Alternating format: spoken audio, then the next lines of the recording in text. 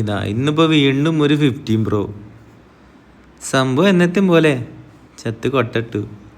Customer പാവം second hand ഒരു phone എടുത്തിട്ട് അവൻ അവിടെ നിന്ന് ചാർജർ മേടിച്ച സമയത്ത് ചെറുതായിട്ടൊരു മിസ്റ്റേക്ക് പറ്റി. ചാർജർ മേടിച്ചാൽ നിങ്ങൾ എന്താ ചെയ്യേണ്ടതോ, കേബിൾ 100% ഒറിജിനൽ. കേബിളിൻ്റെ ഉള്ളിലൊരു മെക്കാനിസം ഉണ്ട്, അത് ചേഞ്ചസ് ആണ്.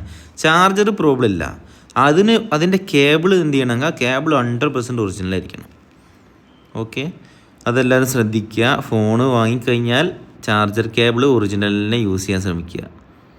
ഇതിപ്പോൾ സംഭവം ഞാൻ ബോർഡെല്ലാം സെപ്പറേറ്റ് ചെയ്ത് നോക്കി, ഫ്രഷ് സെറ്റാണ് കേട്ടോ. ഫസ്റ്റ് എൻട്രിയാണ് നമ്മളെ കയ്യിൽ. അവർ സെക്കൻഡ് ഹാൻഡ് എടുത്തതിന് ശേഷം ഫസ്റ്റത്തെ ഡേ തന്നെ സെറ്റ് ഡെഡ്. എന്താ പറയുക, അവൻ്റെ കണ്ടകശനി. അപ്പോൾ അത് കറക്റ്റ് നമ്മളെ കയ്യിൽ തന്നെ എത്തിയിട്ടോ സെറ്റ്. ഫ്രഷ് എൻട്രി നമുക്ക് ഒരു 99% നമ്മളെ കയ്യിൽ റിസൾട്ട് 100% ഉറപ്പാണ്. ഇപ്പോൾ സംഭവം എന്താ പറയുക, 100 അല്ല, ഒരു 99% നമ്മൾ കയ്യിൽ നമ്മൾ ചെയ്യും.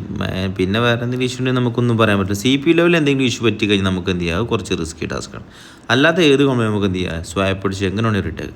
ഇത് നോക്കുമ്പോൾ ഇതിലൊരു കപ്പാസിറ്റർ ഉണ്ട്, ഇത് ഇവനാണ് ഷോർട്ട്.